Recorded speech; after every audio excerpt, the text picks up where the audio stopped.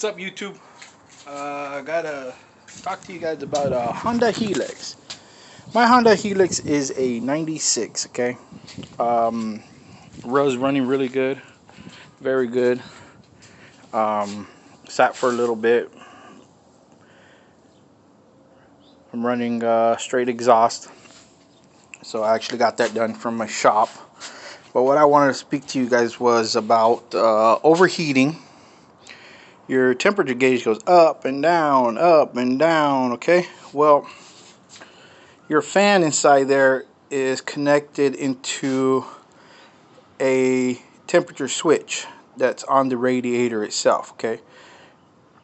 And when that right there runs through a wire, that runs all the way to the thermostat right here. There's a green wire that comes out of your thermostat right there, okay? Well, also on this guy right here, which is your electronic choke, okay? Well, obviously I don't need mine because I'm running a high performance and I live in California, so weather's warm over here even on a cold day. But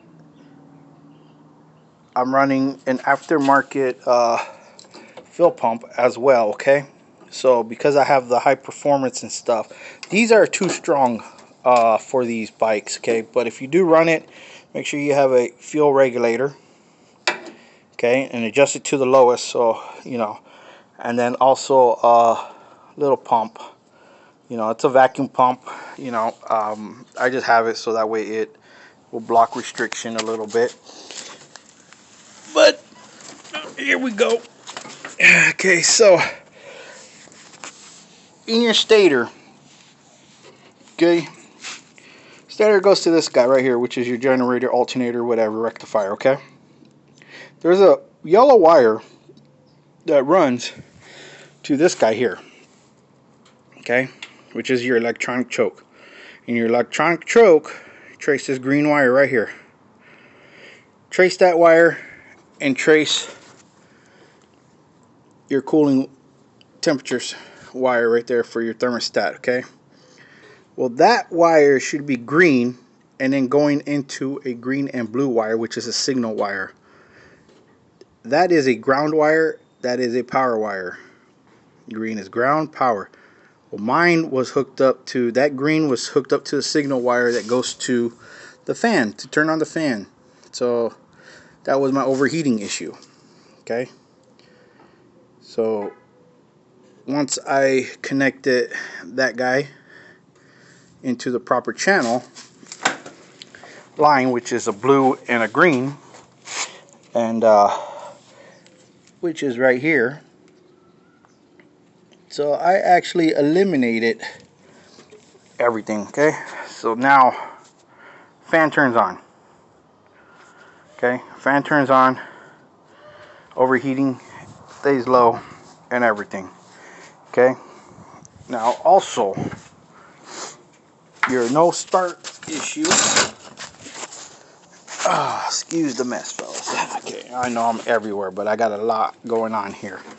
Okay, so in here you have a bunch of wires, okay?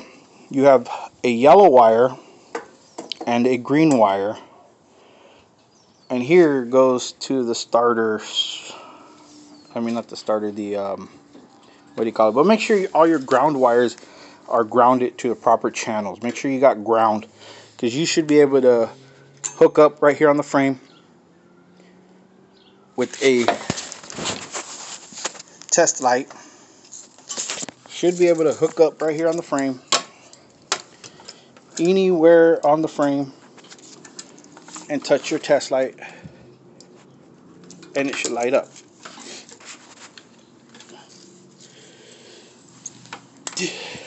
You know, when your key is on, it should light up. See, it should light up anywhere on the frame. Even the motor should light up anywhere on the frame, should light up, okay? That means you got proper groundage, okay? What happens with these scooters is from your battery, usually there's one ground, and then from there it will go through the harness and then split to like your headlights, split to your turn signal, split to everything, but nothing has its proper ground. So make sure you fix your grounds. Okay?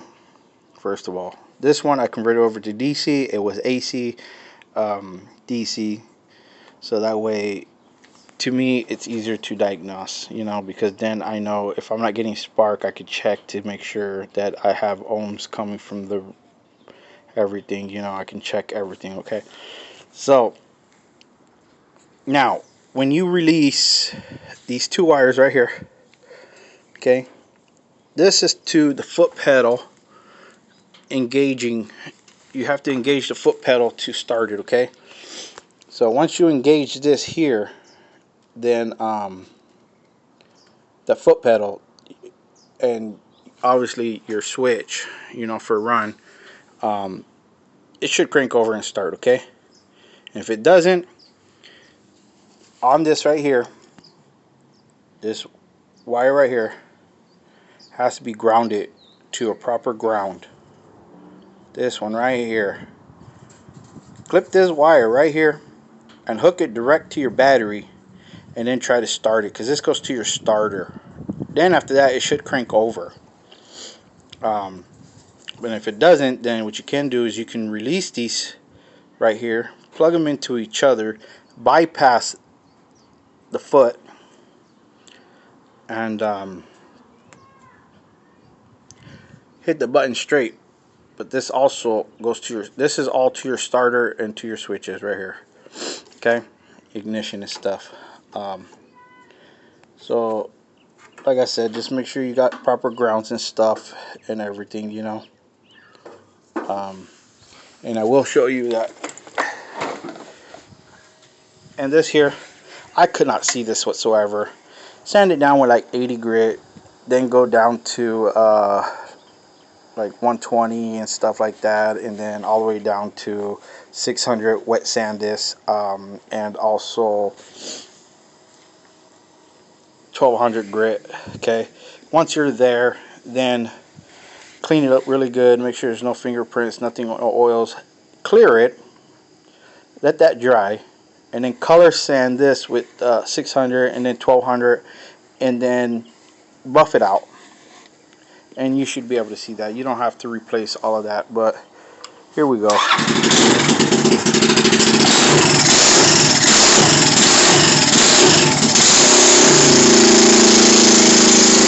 Now, headlights still work, everything still works. Okay, so, and if you look, I don't know if you guys can see down inside there, there's a fan right there. See, it's not on right now because my temperature is cool. But it will come on. I verified it.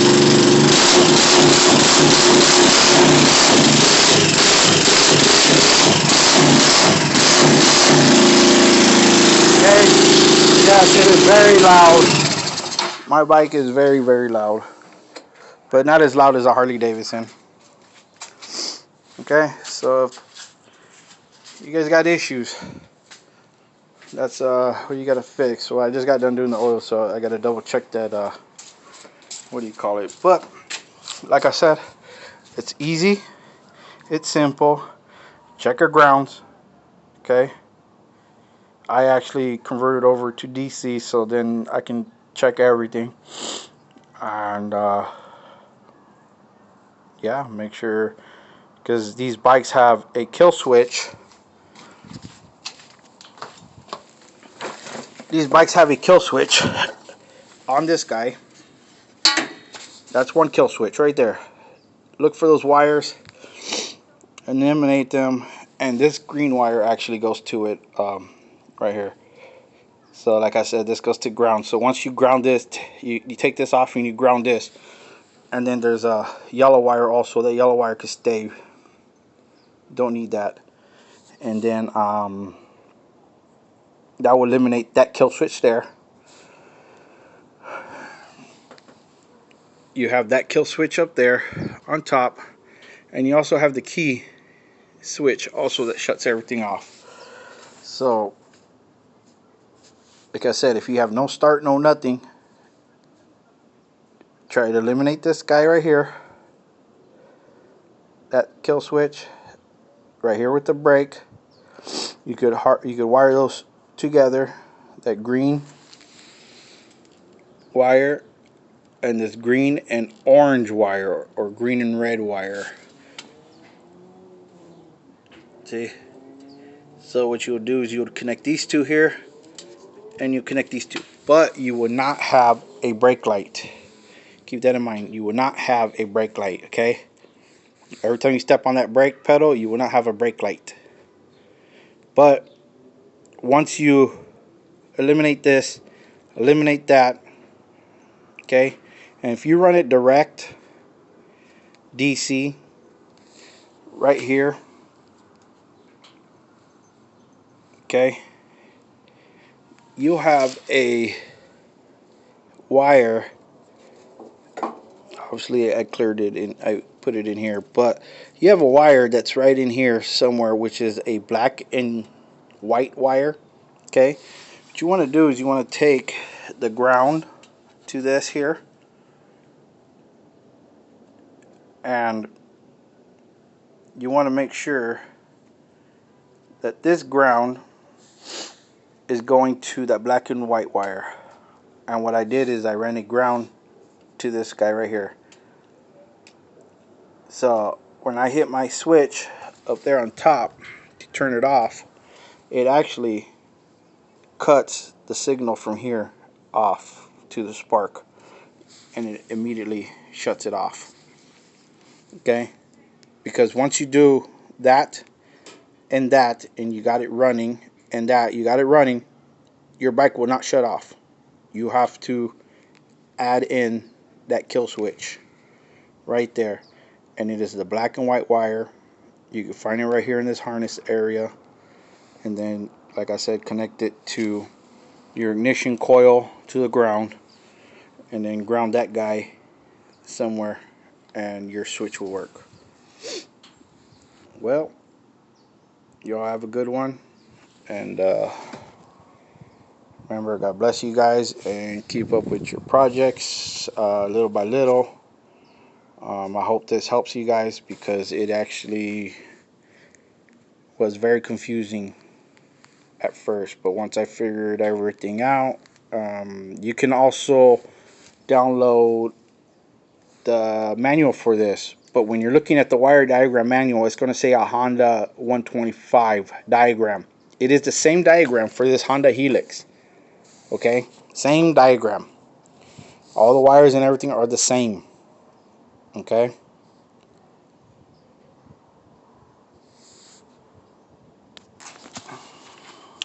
So this is it right here. It's going to look like this. Okay. Going to look like that. This is the diagram. Somewhere on here you're going to see 125. But yes, in that service manual, it will give you everything about the Honda Helix. Everything you need to know. And it would also tell you the wires diagrams. See? Thermostat.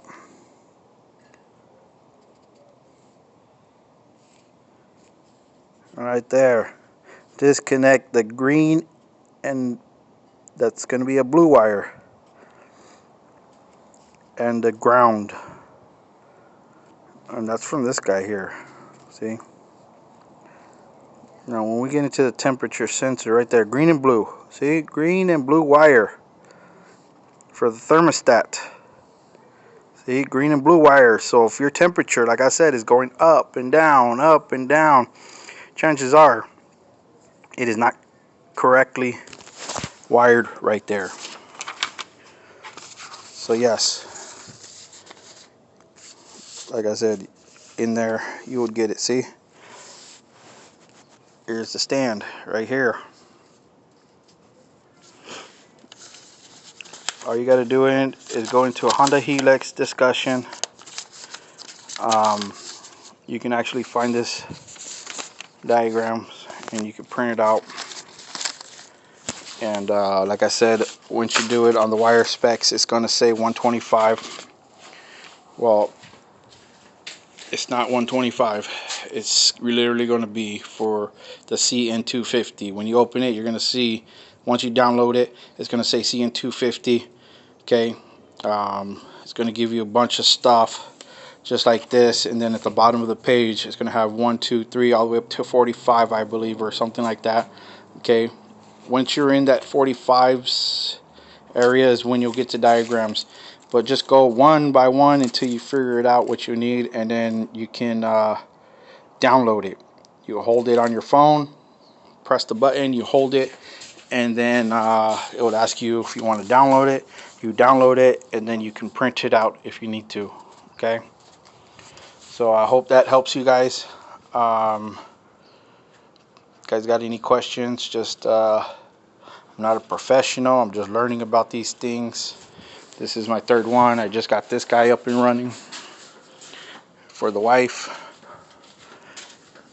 So, you know, that also is DC, and that one actually has a high performance CDI box, which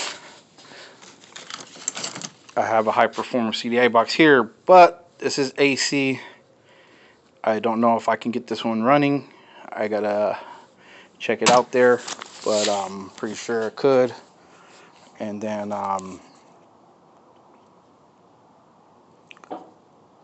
if not, I gotta buy the DC one. But yes. All right. Well, I hope that helps you guys. It's a project. It's a messy project. You're gonna have tons of wires everywhere and stuff, but just remember, test light and voltmeter. Test light and voltmeter. That's what you need. Okay. You can test your grounds. You can test everything with the test light. Okay. You can test your ohms and your voltage and everything with the voltmeter. All right. You guys have a good one. Take care. God bless you all.